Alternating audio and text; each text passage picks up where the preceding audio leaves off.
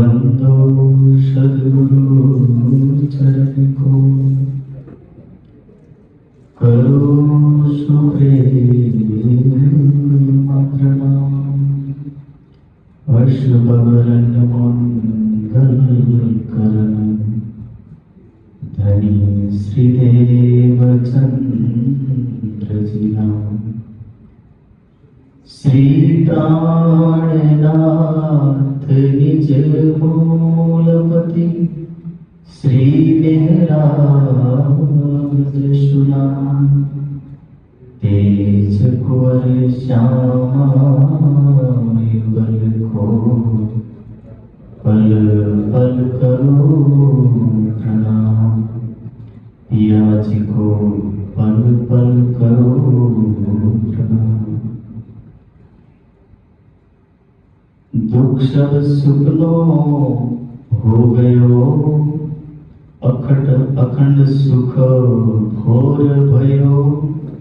श्री महामती खेले अपने लाल सो, जो अक्षरातीत कहो, जो अक्षरातीत कहो। सखीरी आत्म रोग बुरो लग्यो।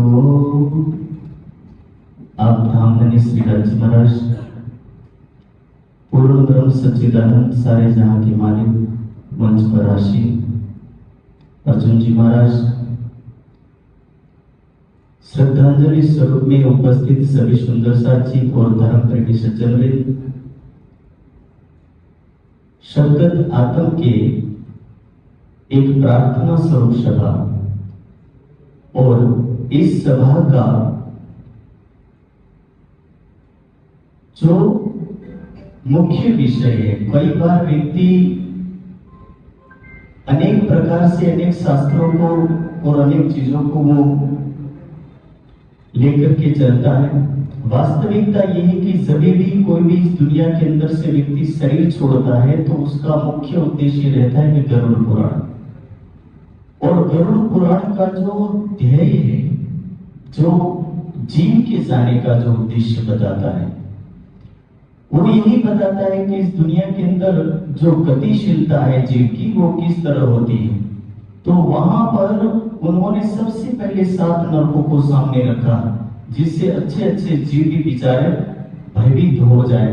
और भयभीत होने के कारण से हर व्यक्ति उस विधान को नहीं करना चाहता तो भी उसको करने को मजबूर हो जाता है। जबकि गीता उस बात को स्पष्ट रूप से कट करती हुई एक बात कहती, यम यम स्वरम भाव त्यजति कलेवरम तम तम एव सदा कुंते सदा तद्भाव भावितम। कि यदि आप किसी भी विधान से गुजर रहे हो उससे कोई फर्क नहीं पड़ता, लेकिन यदि जिस व्यक्ति ने जीवन भर, यानी कि जे मनुष्य जीवन भर जिसने केवल ना केवल किसी और का चिंतन किया हो या किसी और का मनन किया, तो और का मनन करने वाला व्यक्ति लास्ट में जाकर के ये सोचे कि मैं इसी कर्म से अपना पूर्ण रूप से अपने इस आत्मा को या जीव को उसके घर तक या उसकी मंजिल तक ले जाऊं, तो यहाँ पर वो मना कर देते हैं, कह रहे कि यम यम स्वरम भावम त्यजति कलेवरम तम तेव सदा कुंते सदा तद्भाव भावितम। कि यदि व्यक्ति आजीवन किसी और चीज को स्मरण कर रहा है, स्मरण करना यानी कि लास्ट में जैसे व्यक्ति के शरीर छोड़ने के बाद अधिकतर बंधुगण एक जयकारा लगाते हैं, राम नाम सत्य है। तो ये जयकारा लगाने का उद्देश्य क्या है? उस गीता के वचनों को रिपीट करता है व्यक्ति, लेकिन जब तक इंद्रियां और जीव ये दोनों सन्निकर्ष रहते, सन्निकर्ष यानी आ बन्ने भेगा હોય ત્યાં સુધી જીવ સાંભળવાની શક્તિ રાખે છે, પણ જે સમયમાં જીવ આ શરીરથી વિમુખ અલગ પડે છે તે ટાઈમની અંદર જીવ સાંભળવાની શક્તિ ત્યાં છોડી દે છે, કારણ કે ત્યાંથી એની ઇન્દ્રિય અલગ થઈ જાય, એનું શરીર અલગ થઈ જાય અને જીવ અલગ થઈ જાય છે। એના કારણથી ये गीता का श्लोक कह रहा है कि यदि मरण उपरांत यदि कोई जयकारा लगाया जाए तो वो जयकारा किसी कार्य में काम आता नहीं है। इसीलिए उस बात को वो दोहरा रहे, यम यम स्वरम भावम त्यजति कलेवरम तम तम एव सदा कुंते सदा तद्भाव भवित। यदि आप पूर्व रूप से यदि तैयार हो, जैसे एक सामान्य उदाहरण है कि यदि व्यक्ति मृत्यु आने से पहले ही किसी बीमारी का इलाज ढूंढ लेता है तो मृत्यु के मुख तक नहीं जाएगा, लेकिन मृत्यु आकर के खड़ी हो गई और उसके बाद सोच रहा है कि इसका मैं तत्काल इलाज खोज लूं, तो मृत्यु उस समय वापस रिटर्न नहीं जाएगी, वो आई है तो लेके ही जाएगी, उससे कोई रोक सकता नहीं है। और इसी बात को ये वाणी स्पष्ट रूप से कह रही कि जब व्यक्ति इस दुनिया के अंदर आता है तो भूल जाता है कि मैं किस लिए आया हूं, और सारे इस दुनिया के जितने कर्म हैं उन सब कर्मों को करता हुआ व्यक्ति आत्मा के मार्ग से हट जाता है। और जब आत्मा के मार्ग से हटता है तो वो उन सारी चीजों को भूलता है जो आत्मा का संबंध, आत्मा का रिश्ता, आत्मा का नाता, उन सभी रिश्तों को तोड़ देता है। और यहाँ पर जो वाणी की जो चौपाई वो करी, शकीरी आत्म रोग गुरु लग्यो। आत्म रोग उसको लगता है जैसे किसी पीड़ित व्यक्ति को शरीर सामान्य को हम देखते हैं तो जिसमें कोई बीमारी नहीं, लेकिन यदि शरीर सामान्य से व्यक्ति की अवस्था भिन्न होती है और उस भिन्न अवस्था के अंदर व्यक्ति दुखी होता है, परेशान होता है, तो ये वात, पित्त और कफ का जब संतुलन बिगड़ जाता है तो संतुलन बिगड़ने से क्या होता है कि संतुलन बिगड़ा तो पूरा शरीर डगमगाने लगता है, वो किसी ना किसी रोग को ग्रसित हो जाता है और किसी रोग को प्राप्त होता है। वही रोग को प्राप्त हुआ शरीर रोग जो होता है उस रोग को शरीर रोगी कहा जाता है। और उसके बाद यदि किसका मानसिक संतुलन गड़बड़ा जाता है तो उसको क्या बोलते हैं, मानसिक रोगी। लेकिन ये शब्द आपने शायद पहली बार सुना होगा कि आत्म रोग भी लगता है। और आत्मा रोग क्या होता है, ये दोनों चीज आपको एक मैं स्पष्ट रूप से समझाऊंगा कि आत्मा रोग वैसा ही रोग है जैसे किसी प्रेम को करने वाले व्यक्ति की भूख चली जाती है, उसकी नींद चली जाती है, वो व्यक्ति छोड़ देता है उस अवस्था को और अपने आप में ढूंढने आकर के कुछ भी कर बैठता है। तो इसी तरह ये जो आत्मा रोग का विषय भी वैसा है कि वाणी ની અંદર જે શબ્દ કે જે લાઈનો દોરાવી એ લાઈનોની અંદર રાજ્ય મહારાજ એક આત્મા રોગીનું વર્ણન કરે ત્યારે કે આ સૌથી પહેલો જે રોગના લક્ષણો દેખવામાં આવે છે, કોરોના કાળમાં કોઈકની અંદર લક્ષણ દેખવામાં આવે એવી રીતે કે નિજાનંદ સંપ્રદાયની એક અંદર એક आत्मा हुई जिस आत्मा का नाम क्या, श्यामा महारानी।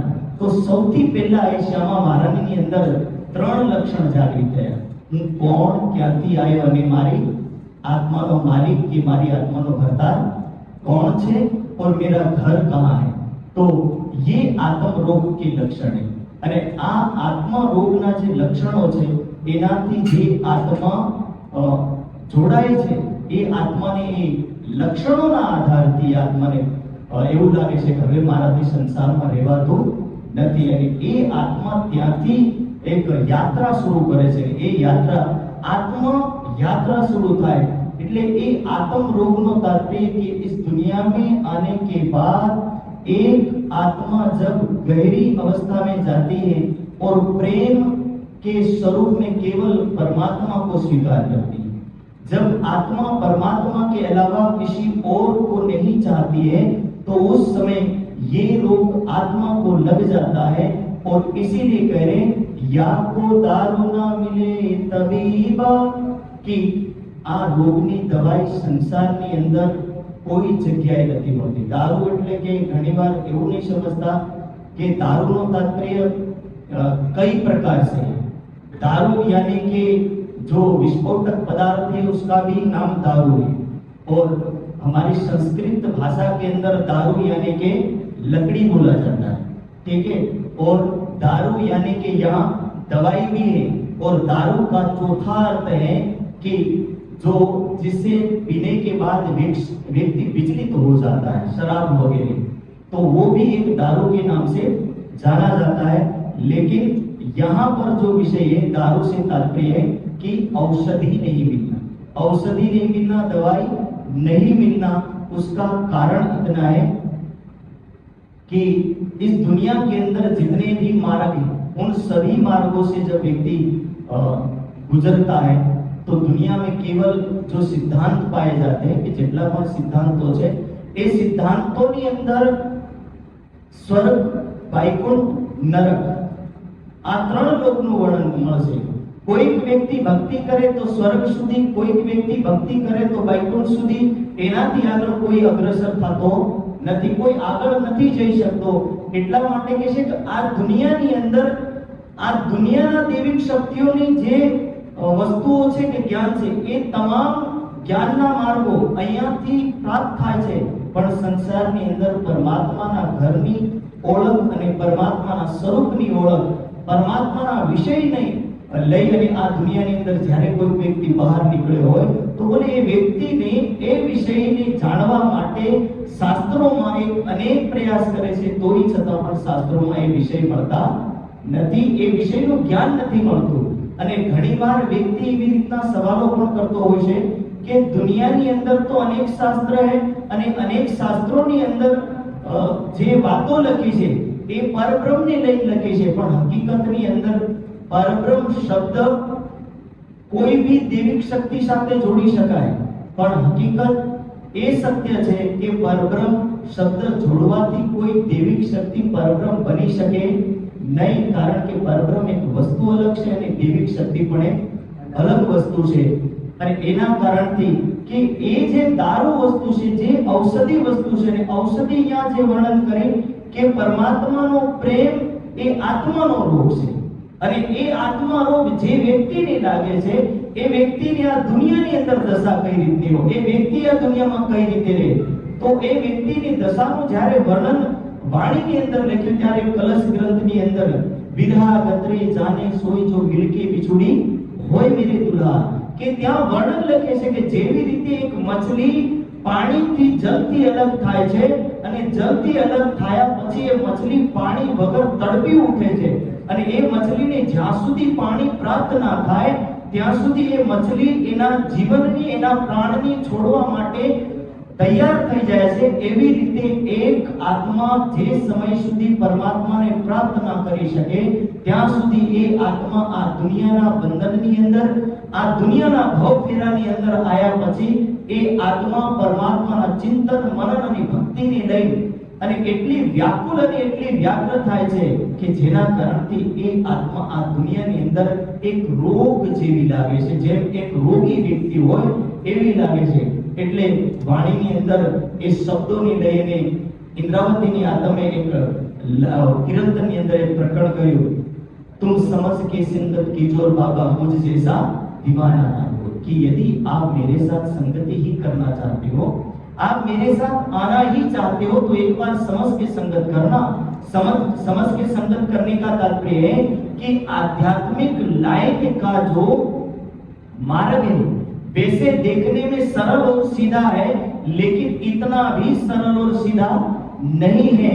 उन सभी मार्गों में इतनी कठिनता है कि व्यक्ति को ऐसा लगता है कि ये आध्यात्मिक व्यक्ति ही सबसे बड़ा मूर्ख और अज्ञानी व्यक्ति है, लेकिन उसको ये समझ में नहीं आता है कि आत्मा ज्ञान के मार्ग पर चलने पर ये बात पता चलती कि ये भी एक गहरा चिंतनमय विषय है.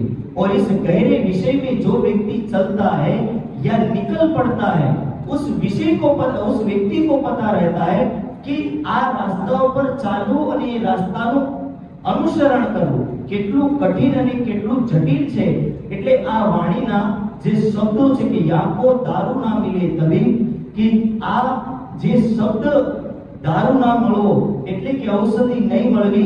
દેવચંદ્રજી જ્યારે આ ત્રણ શબ્દોને લઈને નીકળ્યા कि मैं कौन, कहां से आया, कहां है मेरा भरतार, इन शब्दों को जब लेकर के निकले तो 30 वर्ष की यात्रा है. कितनी यात्रा लगी लंबी? 30 वर्ष की यात्रा थी. और 30 वर्ष की यात्रा के अंदर देवचंद्र जी को 30 वर्ष के बाद जब राज्य मिले, જ્યારે પરમાત્મા અને દેવચંદ્રજીનું સમાગમ થયું અને બંનેના સમાગમ પછી જ્યારે પ્રથમવાર દેવચંદ્રજીને ખબર પડે છે કાંચી ભટ્ટના મંદિરની અંદર, ત્યારે એ આત્માને એ શબ્દો અને એ ત્રણ સવાલોનો જવાબ મળે છે. અને જ્યારે એ આત્માને એ સવાલોનો જવાબ મળ્યો તે દિવસથી એમનો આત્મા રોગ ત્યાં સમાપ્ત થયો. એટલે આ આત્મા રોગની જે बात से कि दुनिया के अंदर आत्मा रोग यानी कि आत्मा से संबंधित मार्ग और आत्मा से संबंधित सिद्धांत. वैसे तो दुनिया को यही समझ में नहीं आता है कि हम दुनिया में आए किस लिए.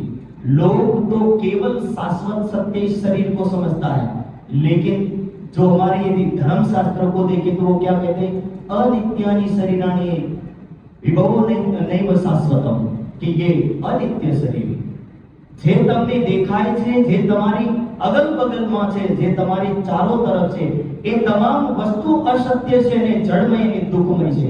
संसार के अंदर जितने भी तत्व हैं ये केवल 3 ही तत्वों से निर्मित है, असत, जड़ और दुख. और असत, जड़ और दुख ये तीनों तत्व, तीनों से ही इस संपूर्ण ब्रह्मांड के अंदर हर मानव, हर वस्तु, हर पदार्थ, આ તમામ વસ્તુઓ એનાથી નિર્મિત છે, બનેલી છે. અને એ તમામ વસ્તુઓ જડમય છે, દુઃખમય છે અને અચેતનમય છે. હવે આ અચેતનમય વસ્તુને જો કોઈ વ્યક્તિ यदि शाश्वत समझता है तो हमारे जो धर्मशास्त्र ये बात कहते हैं अविद्या, कि जिसके ज्ञान में ही अविद्या निहित हो, ऐसा व्यक्ति सबसे पहले इस दुनिया के अंदर अविद्या और दुख में सुख समझना, अनात्मा में आत्मा समझना और इसी तरह अचेतन में चेतन समझना, ये इस तरह की अविद्या इस दुनिया के अंदर मनुष्य को केवल ना केवल पतन की ओर ले जाती है, केवल ना केवल उसका मार्ग शरीर कल्याण तक जाता है.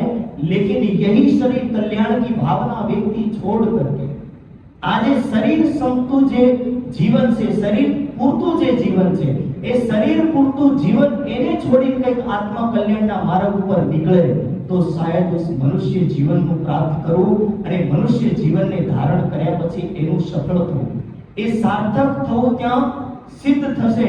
પણ यदि મનુષ્ય જીવન મળ્યા પછી વ્યક્તિ એટલું સમજે કે મારે ખાલી આ દુનિયામાં પૈસા કમાવું, જીવન જીવવું અને આ જીવનને ચલાવવા માટે યેન કેન પ્રકારના જેટલા પણ માર્ગ છે એ તમામ માર્ગોનું મારે અનુસરણ કરવું છે, તો સમજ લેવું कि शरीर को पालने के लिए तमाम प्रयास हैं, लेकिन आत्मा कल्याण का इसमें कोई मार्ग नहीं है. और आत्मा कल्याण जिस व्यक्ति का नहीं है उसके लिए तो धर्मशास्त्र केवल इतना कहते हैं कि यदि व्यक्ति आत्मा कल्याण को छोड़ करके केवल शरीर पूर्ति चिंतन और विचारधारा रखता है, ऐसा व्यक्ति का जीवन केवल ना केवल पशुवत, पशु समान है. इसीलिए भर्तृहरि ने पुकार करके अपने शब्दों में कहा, आहार निद्रा भय मैथुनम च सामान्यम एतत् पशुभिः नराणाम् धर्मो हि तेषाम् अधिको विशेषो धर्मेण हीना पशुभिः समाना. यदि व्यक्ति केवल खाऊ पीવું, ઊંઘવું, સંતાન ઉત્પત્તિ કરવી અને મૃત્યુથી ભયભીત થવું અને આ તમામ કર્મો કરે છે પણ આત્મા કલ્યાણના માર્ગને નથી અપનાવતો તો કહે છે કે એ મનુષ્ય હોવા છતાં પણ મનુષ્ય નથી. મનુષ્યનો સૌથી પ્રથમ જે કર્તવ્ય અને પ્રથમ કાર્ય છે ધર્મો हि तेषाम् अधिको विशेषो धर्मेण हीना पशुभिः समाना, कि धर्म के बिना मनुष्य केवल पशु समान है. इसलिए एक आत्मा जब संसार के इस द्वंद्वमय दुनिया को छोड़ करके जाती है तो ये श्रद्धांजलि स्वरूप या कल्याणार्थ जो सभा रखी है, इस सभा का उद्देश्य क्या होता है कि एक आत्मा ये तमाम व्यक्तियों को निर्देश करके जाती है कि હું જે માર્ગથી પસાર થઈને આ દુનિયા છોડીને ગયો છું એ માર્ગ તમામ માનવો માટે છે. પણ यदि આ માર્ગને જોયા પછી પણ મનુષ્યને એવું લાગતું હોય કે આ ધરતી ઉપર એક અમર થઈને આવ્યો છે તો એના મનુષ્યની અંદર કેવલ ના કેવલ ભ્રમ और अज्ञानता छिपी हुई है. वो मनुष्य केवल भ्रममय जीवन जी रहा है, क्योंकि यही शाश्वत सत्य का ज्ञान यदि उसको समझ में आ जाता है तो शायद वो कल्याण के मार्ग पर चल देगा. एक बात कहूं, ये आत्मा रोग की जब बात आई तो उपनिषदમાં એક પ્રસંગ આવે, મૈત્રી અને યાજ્ઞવલ્ક. એક રાજા અને રાજાના મનની અંદર જ્યારે એક સવાલ ઉભો થયો કે ક્યાં સુધી હું રાજપાટ ભોગવીશ, તો આ જે વાત ઊભી થઈ લઈ અને રાજા એક દિવસ દર્પણમાં જોવે છે. દર્પણમાં જોઈ અને રાજા એના વાળ સફેદ જોઈ વિચાર કરે છે કે મારા વાળ સફેદ થઈ ગયા, મારો સમય મૃત્યુ તરફ અગ્રસર થઈ રહ્યો છે, હું મૃત્યુ તરફ જઈ રહ્યો છું. અને આવી જે વાતો મનની અંદર ઊભી થઈ ત્યારે એની પત્નીને કહે છે કે હે મૈત્રી, મને એવું લાગે છે કે રાજપાટ છોડીને જંગલની કોઈ ગુફામાં કે જંગલની અંદર કોઈ ઝોપડી બાંધી અને શાંતિપૂર્વક મારે જો પરમાત્માનું ચિંતન કરીને મારી આત્માનું કલ્યાણ કરવું જોઈએ, મારા મનની અંદર આવો વિચાર આવે ત્યારે મૈત્રી એની કહે છે કે હે દેવ, हे स्वामी, यदि दुनिया के अंदर राजपाट सुख नहीं दे सकता तो और कौन सी शक्ति सुख देगी? तो याज्ञवल्क्य उनको जो शब्दों में बोलते सा हो वाचो मैत्री यन्नु मां के हे मैत्री, वित्तेन पूर्णा पृथ्व्या के धरती ने संपूर्ण धनથી ઢંકી જાય અને ઢક્યા પછી આ ધરતીનું દાન કોઈ વ્યક્તિને કરે અને દાન કર્યા પછી પણ બોલે પરબ્રહ્મના સુખમાં અને આ દુનિયાના સુખમાં એટલું અંતર છે કે આ સુખને પ્રાપ્ત કરવા વાળો વ્યક્તિ તોય પણ દુખી રહે છે. આખી ધરતીથી પરિપૂર્ણ ધન ધાન્ય ભરેલું હોય તોય છતાં બોલે એ ધરતીના ધન ધાન્યને લઈને પણ બોલે પૂર્ણ સુખને કોઈ દિવસ પ્રાપ્ત થઈ શકે નહીં. ત્યારે રાજ્યવલ્ક્યને કહે છે તમ આત્મસ્થમ અનુપશ્યંતિ ધીરા નામ તેષામ સુખમ શાશ્વતમ નાહિત્રેષામ, કે જ્યાં સુધી તમ આત્મસ્થમ, કે જ્યાં સુધી પરમાત્માને ઓળખી ના શકીએ, જ્યાં સુધી પરમાત્માના સ્વરૂપમાં આપણે ડૂબી ના શકીએ, જ્યાં સુધી પરમાત્માના આનંદને આપણે લઈ ના શકીએ, તમ આત્મસ્થમ અનુપશ્યંતિ ધીરા, કે જ્યાં સુધી કોઈ વ્યક્તિ એને દેખી ના શકે, જોઈ ના શકે અને એ સુખને લઈ ના શકે ત્યાં સુધી બોલે દુનિયાના સુખની બરાબર આ આધ્યાત્મિક સુખની ગણના ના કરી શકાય. આ દુનિયાનો સુખ ક્ષણિક છે તો બોલે પરમાત્માનો સુખ અનંત છે અને અનંત સુખને પ્રાપ્ત કરવા માટે મારે આ રાજપાટને છોડી દેવું જોઈએ. અને એ યાજ્ઞવલ્ક્ય એની મૈત્રીને એની ધર્મપત્નીને સંદેશ આપે છે कि मैत्री आज से मैं इसको छोड़ करके राजपाट को एक तरफ रख करके मैं उस आध्यात्मिक मार्ग पर जाना चाहता हूं जहां जाने के बाद केवल ना केवल आत्मिक सुख प्राप्त होता हो. तो यही आत्मिक सुख का वर्णन है कि आत्मा रोगी व्यक्ति केवल आत्मा चिंतन करता है, वो आत्मा मनन करता है एक परम धाम की आत्मा. यदि कोई और चिंतन को करने वाला या फिर किसी आध्यात्मिक मार्ग का चिंतन करने वाला, उनको केवल मैं इतना कहना चाहूंगा कि दुनिया के धन की एक लिमिट और एक सीमा और एक लिमिट तक सुख दे सकता है, पर उसके बाद आत्मा का सुख अनंत काल तक मिलता है. और इसीलिए कल्याणार्थक सभा हो चाहे प्रार्थना सभा हो, उन सभी सभाओं का उद्देश्य केवल मनुष्य को सत्य का ज्ञात होना है.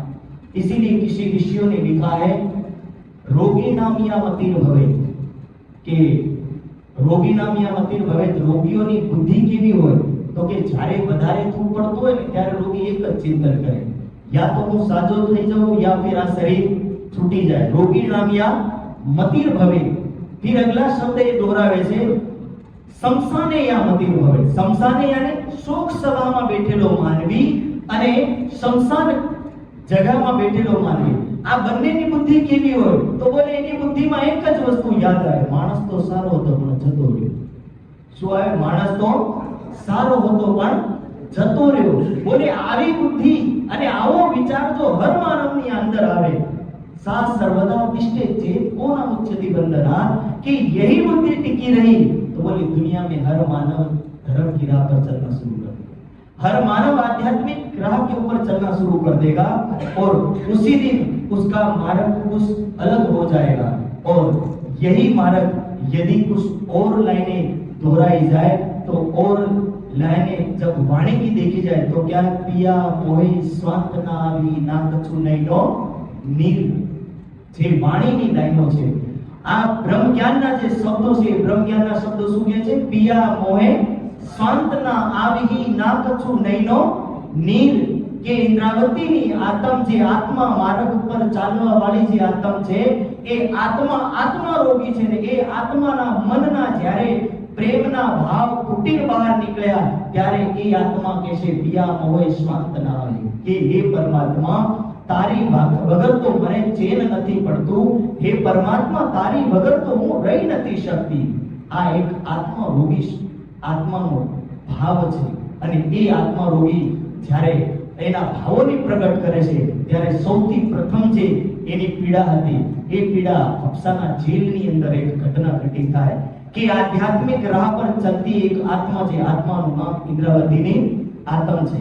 એ આત્મા આધ્યાત્મિક રાહની ગહેરાઈઓમાં ડૂબે છે અને કારજ એવું બન્યું કે બિહારીજી મહારાજના અસત્ય ભાષણના કારણથી, આ અસત્ય વ્યવહારના કારણથી મહેરાજ ઠાકોરને અપ્સરાની જેલની અંદર જવું પડ્યું અને ત્યાં જઈને આત્મા કઠોર સાધનાની અંદર ઉતરી અને એ કઠોર સાધના અને તપના કારણથી એની અંદરની જ્યારે પીડાઓ નીકળી અને એ પીડાઓના જે શબ્દો છે એ પીડાઓને શબ્દોની અંદર જે લાઈનો ઇન્દ્રાવતીની આત્મ દોરાવે છે કે એ તે સમયની અંદર ये आत्मा कैसे कि हे धामधनी शायद अब मुझे इस दुनिया में रहने की इच्छा मेरी समाप्त हो गई. और तब ये कुछ लाइनें जैसे हम सबसे पहले आवाहन में एक शब्द पुकारते आओ जी वाला मारेंगे, उसकी सेकंड लाइन को जब हम दोहराते तो सेकंड लाइन में एक लाइन लिखी एक लड़ी पर देश मां, कि पूरी दुनिया में मने वो लागे से केवल एक ही. यही एक आत्मा मार्गी व्यक्ति का चिंतन है. वरना तो व्यक्ति यही सोचता है कि इतने सारे सगे संबंधियों को छोड़ करके मैं अकेला कैसे हो सकता हूँ. हर व्यक्ति यही सोचता है कि इतने मेरे सगे संबंधी है, मैं अकेला कैसे हो सकता हूँ. पर आत्मा मार्गी का एक ही जो शब्द है वो कह रहे हैं एकलड़ी पर देश मां, कि मैं पूरी दुनिया में केवल अकेली हूँ. खिलवत के शब्दों में कहे आसमान जिमी के बीच में माही मुर्दों का वास, कि जब एक आत्मा देखती है तो उसको क्या दिखता है? तो सारी दुनिया मुर्दा समान दिखती है, उसको कोई जिंदा तक प्रतीत होता नहीं है. कहने का तात्पर्य है कि आध्यात्मिक मार्ग की जो गहराइयां, जैसे प्रेम में डूबा हुआ व्यक्ति, प्रेम में डूबे हुए व्यक्ति की दशा क्या होती है? उस व्यक्ति की वो दशा हो जाती है कि वो ना पिता की सुनता, ना माता की सुनता, ना परिवार जन की सुनता, ना किसी की निंदा सुनता, ना किसी की मर्यादा सुनता, किसी की बात को सुनने को वो तैयार नहीं होता है.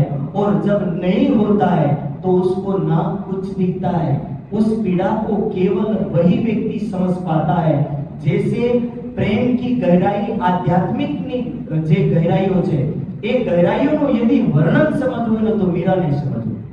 मीरा એના શબ્દોમાં કહે છે દર્દ के मारे वनवन डोलूं, कि दर्द के भरे में वनवन घूमती हूँ और उस दर्द के मारे वनवन डोलूं. वेद्य नहीं मिला कोई, कि मुझे कोई वेद्य, कोई ऐसा व्यक्ति नहीं मिला, कोई ऐसा इष्ट नहीं मिला जो मेरी पीड़ा को कम कर सके. मीरा राजमहल को छोड़ती है और राजमहल को छोड़ करके मीरा जंगल तक चली जाती है. मीरा ने एक खबर नहीं पड़ती कि હું રાજમહલમાં રહું છું કે જંગલમાં રહું છું.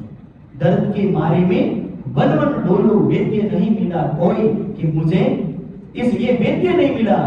मीरा के पीड़ जब मिटे, कि मारी आ पीड़ा જ્યારે मिटશે वेद्य સાવલિયા हो. બોલો શ્રી પ્રાણનાથ, કે મારી પીડા ત્યારે મટે જ્યારે આનો સાવલિયા, આની પીડાનો જે ડોક્ટર છે એ સાવલિયા હોય, કૃષ્ણ હોય તો મારી પીડા મટી શકે. બાકી મારી પીડાનો કોઈ અંત નથી. એવી ઇન્દ્રાવતીની જે આત્મ છે એ આત્મા કહે છે કે મારી પીડાનો જે કોઈ અંત કરી શકે તો મારો પ્રાણેશ્વર, मारो स्वयं पूर्ण ब्रह्म सच्चिदानंद मेरा नाथ, मेरा प्राणेश्वर ही मेरी पीड़ा का अंत कर सकता है. इसीलिए हर आत्मा मार्गी व्यक्ति को, हर धार्मिक लाइन के मार्गी को केवल इतना कहूंगा कि संसार के मार्ग पर तो सारा समूह चल रहा, हर मानव चल रहा है, इस मानवों को तो केवल एक होड़ लगी है कि संसार में केवल धन संपत्ति के अलावा और कुछ नहीं दिखता, लेकिन आत्मा मार्गी व्यक्ति को केवल आध्यात्मिकता ही दिखती है और आध्यात्मिकता दिखती है।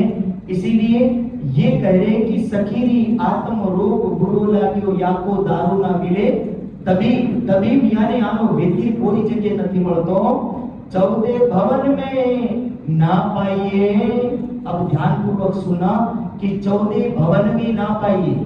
शास्त्रों के अंदर બે પ્રકારના લોકોનું વર્ણન यदि विष्णु पुराण ની અંદર જોઈએ તો વિષ્ણુ પુરાણ ની અનુસાર 14 લોકોનું વર્ણન લખ્યું છે અને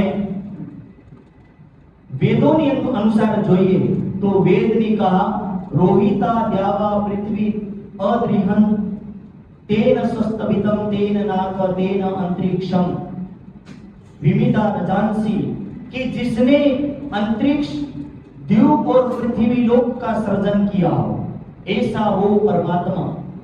और उस परमात्मा को जानने के बाद क्या होता हो तो वो वेद कह रहे हैं कि उस परमात्मा को जानने के बाद ही व्यक्ति मृत्यु से पार हो सकता है। इसीलिए कह रहे तरावणी मृत्यु कि त्यारे એ મૃત્યુને તરી શકે કે પાર કરી શકે। બાકી આ 14 લોકની અંદર यदि व्यक्ति એવું વિચારે કે इस भव बंधन से मुक्त हो जाए तो बोले इसी में भव बंधन से मुक्त हो सकता नहीं है।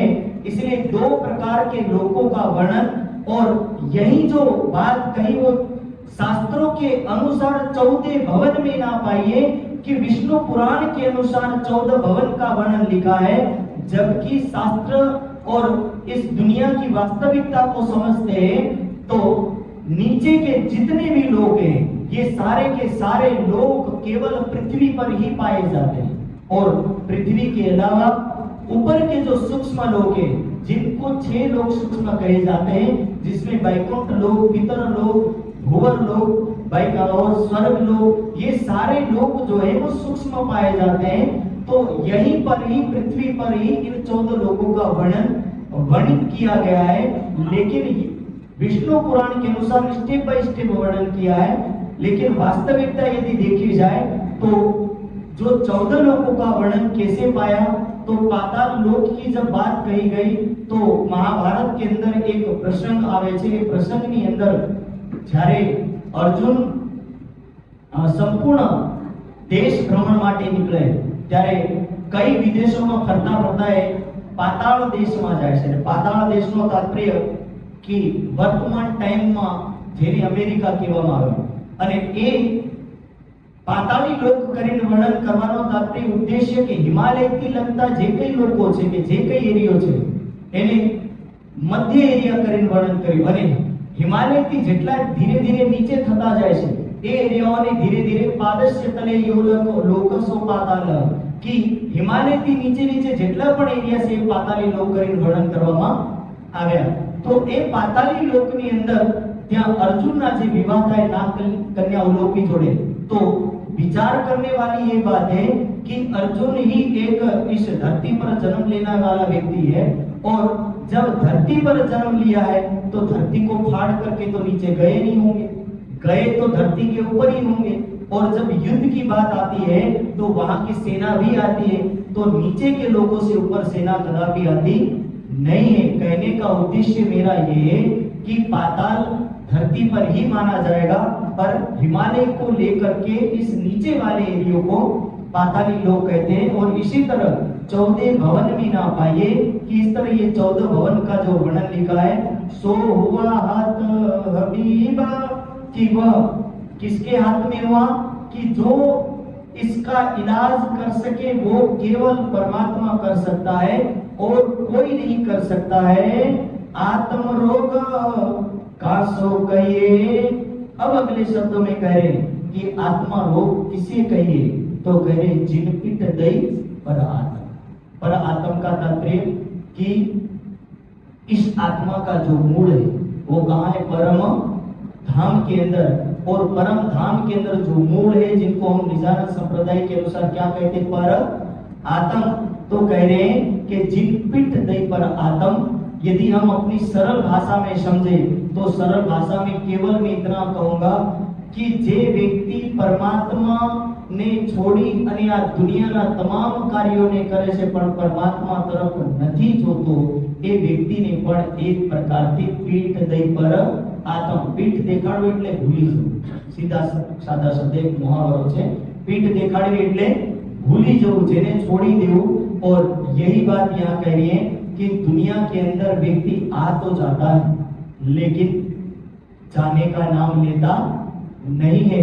तो ये वाणी उस शब्दों को दोहराते हुए केवल इतना कह रही है कि ये रोग क्यों ना मिटे जो लोग देखे ना मुब्रम, कि जब तक ये रोग कब तक नहीं मिटेगा, तो बोले ये रोग तब तक नहीं मिटेगा जब तक परमात्मा को देख ना ले, परमात्मा को पहचान ना ले। तो हर मनुष्य का सबसे पहला चिंतन और मनन यही होना चाहिए कि यदि व्यक्ति चिंतन करे तो क्या करे, तो सबसे पहला चिंतन उसका आत्म कल्याण का चिंतन होना चाहिए। और यदि आत्म कल्याण का चिंतन करता है तो यही आत्म मार्गी होगा। लेकिन आत्मा मार्ग की राह पर चलने वाला मनुष्य आत्मा का चिंतन छोड़ करके केवल शरीर के चिंतन तक निर्भर रहता है, तो वो एक मार्ग का तो अनुसरण करता है लेकिन दूसरे मार्ग का अनुसरण नहीं करता है। इसलिए हर मनुष्य के साथ दो मार्ग जुड़े हुए हैं, एक आध्यात्मिक दूसरा भौतिक संसार। यदि आध्यात्मिक और भौतिक संसार के दोनों मार्ग को संतुलन रूप में लेकर के चल रहा है तो उसका जीवन दोनों मार्गों पर यथावत रूप से चल रहा है। और इन दोनों मार्गों में से केवल एक का चुनाव करके चल रहा है तो केवल ना केवल वो शरीर पुरता जीवन जी रहा है। और शरीर पुरते जीवन जीते हुए मनुष्य के लिए केवल इतना मैं कहूंगा कि यही शरीर एक दिन छूट जाएगा, तब इस शरीर के अंदर पड़ी वो चेतन शक्ति इस दुनिया के केवल भव बंधन में पड़ी हुई इस संसार के अंदर भटकती रहेगी। और भटकती हुई आत्मा या भटकता हुआ जीव केवल यहाँ ही गोल गोल चक्कर काटेगा और फिर इसको ना जाने कितने जन्मों में और जन्मों में जाना पड़ेगा। और जब और जन्मों में जाएगा तो कभी कभी वो पशु बनेगा, कभी पक्षी बनेगा, कभी कीड़े बनेगा, ना जाने वो क्या से क्या बनता चला जाएगा। और जब वो बनता चला जाएगा उस समय मनुष्य को याद आएगा कि शायद मैं मनुष्य जन्म में आने के बाद भक्ति कर लेता होता तो ये योनियों में आने की जरूरत नहीं पड़ती। पर मनुष्य उस समय अपनी विवेकशीलता को खो देता है और शरीर के सुख साधनों में डूबा हुआ मनुष्य केवल शरीर के ही अर्थ को लेकर के चलता है। पर आध्यात्मिक मार्ग और ये आध्यात्मिक लाइन केवल इतना समझाना चाहती है कि आत्मा मार्गी बने। आत्मा मार्गी इसीलिए बने क्योंकि आत्मा का मार्ग दोनों तरफ सुखप्रद है, दोनों तरफ सुख देता है। और दोनों तरफ जब सुख देता है तो कैसे कैसे सुख देता है, तो ये सांख्य दर्शन में इस बात को दोहराया है, यतो अभ्युदय निश्रेय सिद्धि सधर्म, कि जिससे व्यक्ति संसार के सुखों को भी प्राप्त हो जाए और आध्यात्मिक सुखों को भी प्राप्त हो जाए, यही एक प्रकार का धर्म है। पर इसी कर्तव्यों को, इसी धर्म को व्यक्ति छोड़ता है तो उसी समय उसका एक संतुलन डगमगा जाता है। और लास्ट में जब व्यक्ति ये कहे कि अब मैं किसी भी पंडित को बुला करके विधि विधान कर देता हूँ, इसकी आत्मा को पहुंचा देता हूँ, तब गीता कह रही ये काम सफल होने वाला नहीं है। यम यम स्मरम भावम तजेति कलेवरम तम तमेव सदात्मं तेय, सनातन भाव भावित, कि लास्ट में जाकर के व्यक्ति ये सोचे कि मैं उसी को प्राप्त करके लास्ट में कोई विधि विधान करवा करके अपनी आत्मा का कल्याण करवा लूंगा, तो बोले ये संभव नहीं है, उस समय वो काम संभव नहीं हो पाएगा। इसीलिए सबसे पहले जब शुरुआत हो रही जीवन की, तो जीवन की शुरुआत में ही व्यक्ति को आत्मा कल्याण का मार्ग ढूंढ लेना चाहिए और उसी आत्मा कल्याण के मार्ग पर चल पड़ना चाहिए। और जब चल देगा तभी उसका आत्मा कल्याण हो पाएगा, वरना लास्ट में व्यक्ति भक्ति करना चाहेगा तो वो भक्ति भी हो सकती नहीं है। लास्ट में शरीर भी व्यक्ति का साथ छोड़ देता है और शरीर साथ छोड़ता है, उसके बाद भक्ति के मार्ग भी काम आते नहीं है। इसलिए भर्तृहरि अपने शब्दों में जब पुकार करके कहते हैं यावच्छस्तमिदं शरीरमरुजं यावत जरा दूर तो भर्तृहरि कहते कि हे मानव, यावत स्वस्थमिदं शरीरम, કે જ્યાં સુધી તમારું શરીર સ્વસ્થ છે, યાવત જરા દૂર તો, કે જ્યાં સુધી તમારી જરા એટલે કે બુઢાપો અને આ મૃત્યુ દૂર છે, યાવત સ્વસ્થમિદં શરીરમ યાવત જરા દૂર તો, યાવત ચેન્દ્રિય શક્તિ પ્રતિહતા યાવત છયોનાયુષ, કે જ્યાં સુધી તમારા શરીરની અંદર શક્તિ છે, જ્યાં સુધી તમારી ઇન્દ્રિયોની અંદર શક્તિ છે, ત્યાં સુધી શું કરવું જોઈએ? આત્મા શ્રેયસી તાવ દેવ વિદુષા, कि તે સમયની અંદર આત્મશ્રેયસી, આત્માને કલ્યાણ રૂપી માર્ગ પર લઈ જાઓ, આત્માને કલ્યાણ રૂપી માર્ગ પર પહોંચાડ દેવું, આત્માને કલ્યાણ રૂપી માર્ગ પર ચલાવો, આ મનુષ્યને પહેલું કર્મ કરી લેવું જોઈએ. नहीं तो क्या होगा? तो अगले शब्द में कहते संदिग्धे भवने तु कूप खननम प्रत्युद्यमः कीदृश, કે જે કોઈના ઘરમાં અગ્નિ બળી ગઈ હોય કે આગ લાગી ગઈ હોય અને આગ લાગ્યા પછી એને એવું લાગે કે જલ્દીથી કૂવો ખોદું અને કૂવા ખોદ્યા પછી એનાથી પાણી કાઢું અને પાણી કાઢીને ઘરની આગ ઓલવી દઉં, તો બોલે ની એના કૂવા ખોદાય, ની એની અંદરથી પાણી કઢાય અને ની એના પાણીથી ઘરની આગ ઓલવાય. આ ત્રણેય કામ સંભવ નહીં થાય. એવી રીતે જે વ્યક્તિ વિચારે કે લાસ્ટમાં ભક્તિ પણ કરી લે, સુખમય લોકને પણ પ્રાપ્ત કરી લે, આત્મા કલ્યાણ પણ કરી લે, તો બોલે એ સંભવ શક્ય નથી. જે સમય મળ્યો એ સમયની અંદર વ્યક્તિ એ પથ ઉપર ચાલશે, તે જ કર્મ અને તે એના કાર્ય એની સાથે રહેશે ને એની સાથે આવશે. એટલે એ કાર્ય સૌથી पहले करी लेवो, वरना भर्तृहरि अपने दूसरे शब्दों में एक बात कहते हैं, धनानि भूमौ पसवश्च गोष्ठे भार्या गृहद्वारी जन शमशाने. धनानि भूमौ पसवश्च गोष्ठे, अपने शब्दों में कहते हैं भर्तृहरि કે તમારું ધન ધાન્ય અને સંપત્તિ તમારી તિજોરીઓની અંદર તાળાઓ લાગેલું બંધ રહી જશે. ધનાની ભૂમૌ પસવશ્ચ ગોષ્ઠે, અને કોઈ પશુ પાળતો માનવી હોય તો એ પશુ બોલે બાડાની અંદર ગૌશાળાની અંદર રહી જશે. ધનાની ભૂમૌ પસવશ્ચ ગોષ્ઠે ભાર્યા ગૃહદ્વારી, કે પત્ની ક્યાં સુધી? તો બોલે ઘરના દરવાજા સુધી. બંધુ બાંધવ ક્યાં સુધી? તો बोले शमशान घाट સુધી. बोले आगे कौन आएगा? और अगले शब्दों में कहते कर्मानुगो गच्छति जीवित, उस समय केवल अंदर बैठी शक्ति अकेली जाएगी, और अकेली जाने वाली शक्ति को यदि मार्ग पता होगा तो अपने घर पर पहुंच पाएगी, वरना मार्ग पता नहीं होगा तो वो उस घर पे भी पहुंच नहीं पाएगी. इसीलिए निजानंद संप्रदाय के तारतम मंत्र में ये लाइन दोहराई जाती है, निराकार थे पार थे तीन पार के भी पार. रट लेने की जरूरत है. घणी વાર એવું વ્યક્તિ કે હરોજ મંત્ર પાઠ કરવાની શું જરૂર છે? પણ હરોજ મંત્ર પાઠ કરવાનું ઉદ્દેશ્યની કારણ એટલું છે કે ધીરે ધીરે એક મંત્ર સિદ્ધ હોતા है. किसी भी कार्य को निरंतर करते ना, करत करत अभ्यास जड़मत हो सुजान, कि धीरे धीरे जिस कार्य को आप कर रहे हो उस कार्य से आपकी कार्य सिद्धि हो रही, और कार्य सिद्धि होगी तो उसका लास्ट जो लाइन है तारतम्य में की वो क्या कहते हैं?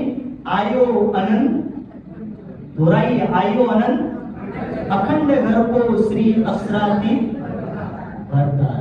कि જ્યારે અખંડ ઘર આવે ને, અક્ષરાતીત ભરતારનું ઘર આવે ને, ત્યારે આપણને પણ ખબર પડે કે હા બરોબર રાસ્તા ઉપર આવ્યો છે. नहीं तो यही रास्ता, यही मार्ग यदि कोई और लाइन की ओर मुड़ जाएगा तो आत्मा भी किसी और की ओर मुड़ जाएगा.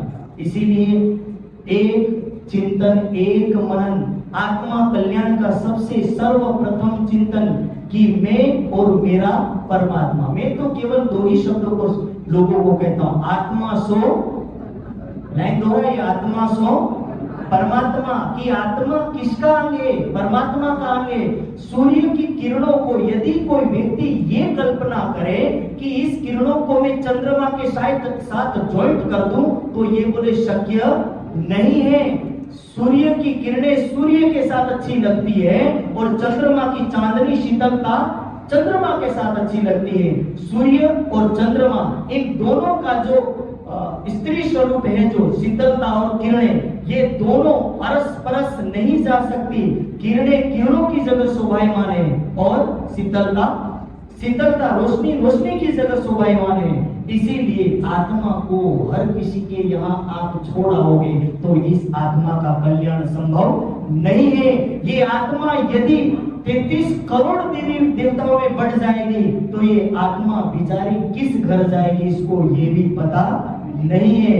इसीलिए मार्ग केवल यही है कि यदि व्यक्ति किसी मार्ग पर चल सके तो वेद केवल इतना कहता है, यह प्राणतो निमिषतो महित राजा जगतो बभूव, कि यदि आप किसी राह पर चल सको तो वो राह केवल एक है कि जगत का राजा जगत का स्वामी केवल एक परमात्मा है और एक परमात्मा को ही आपको अपनाना है।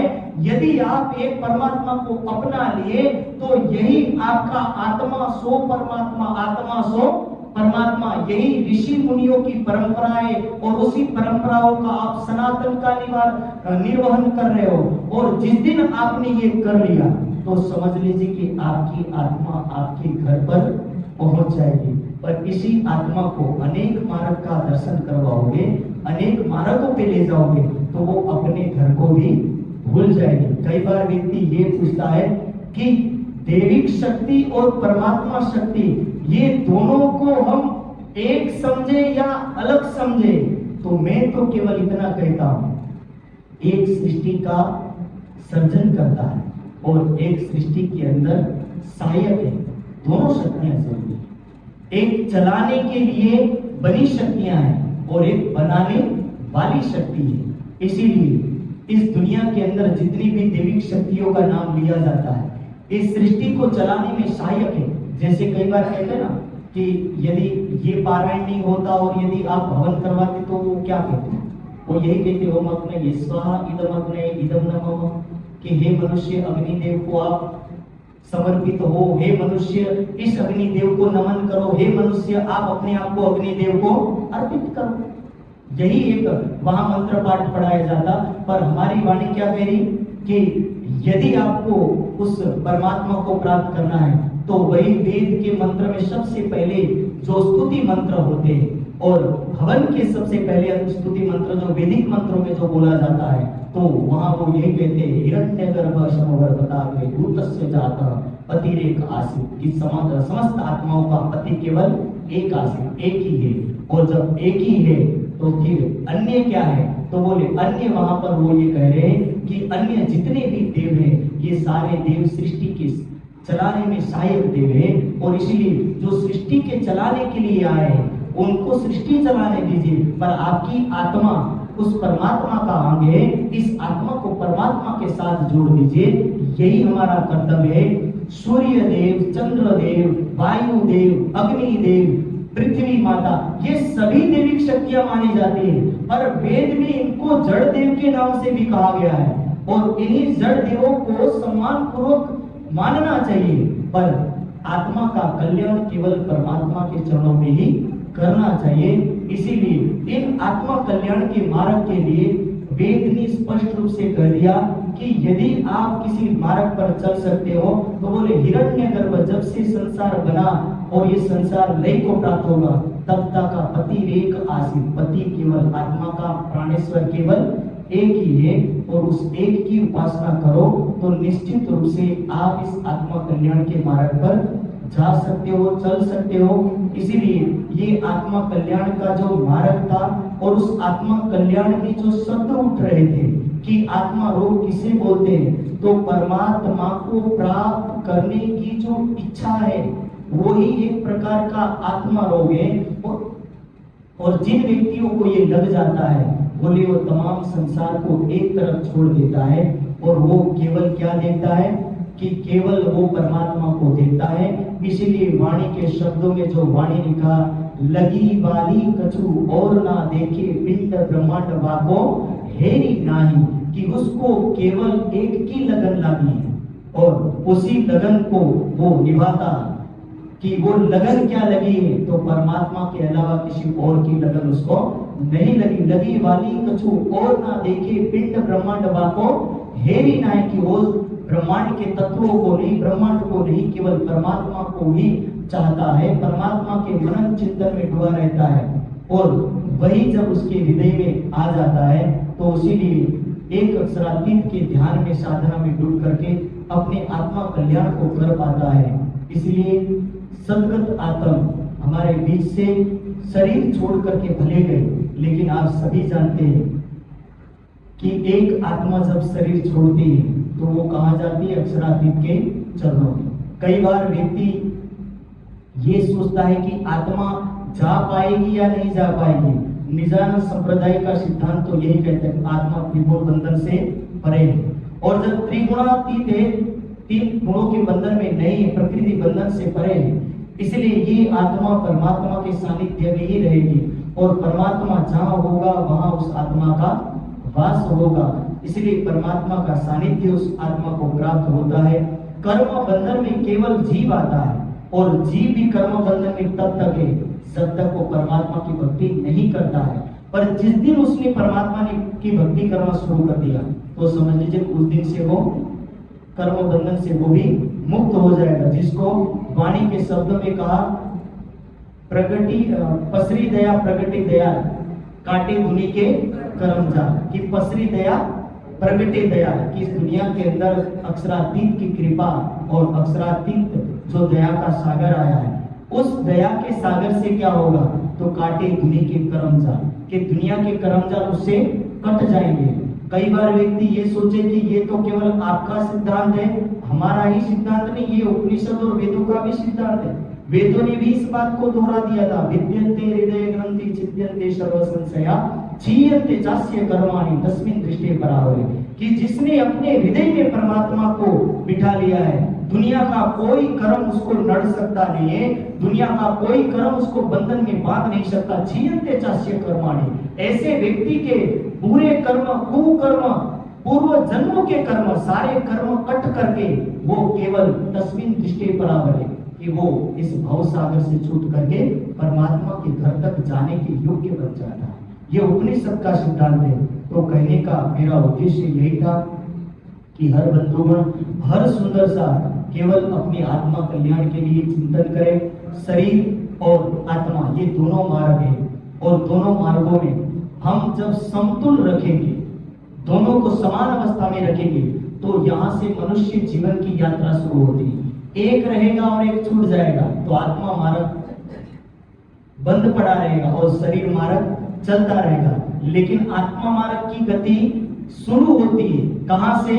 शरीर मार्ग की गति जहां पूरी होती है। पर यदि केवल शरीर तक सीमित रहेगा तो जीवित रहेंगे, शरीर रहेगा, तब तक तो व्यक्ति सुखमय जीवन जिएगा। लेकिन बाद के जो जन्म होंगे उन जन्मों में व्यक्ति केवल भटकने के अलावा और कोई मार्ग को नहीं अपनाएगा।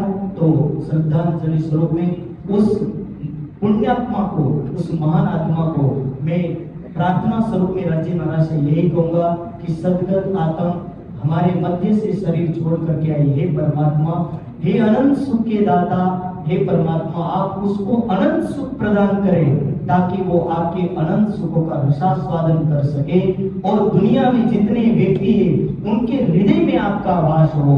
और कामना स्वरूप में हम यही कहते अग्नि आयानी भी दहे कि हे परमात्मा, उस आत्मा को सुख देते आप हमारे भी हृदय में आकर के हमें भी वो अनंत सुख का रसास्वादन करें, ताकि हम संसार में रहते रहते उस अनंत आनंद का लाभ ले सके, संसार के सुखों का भी लाभ ले और अनंत सुख का, परमात्मा के आनंद का भी लाभ ले।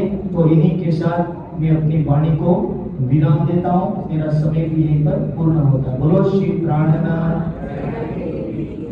चौपाई दोहराएंगे। आत्म रोग कासो कहिए, सो हुआ हत अबीब, ए रोग क्यों ना मिटे, जिनपित दई पर आत्मा, जिनपित दई पर आत्मा। बोलो श्री प्राणनाथ।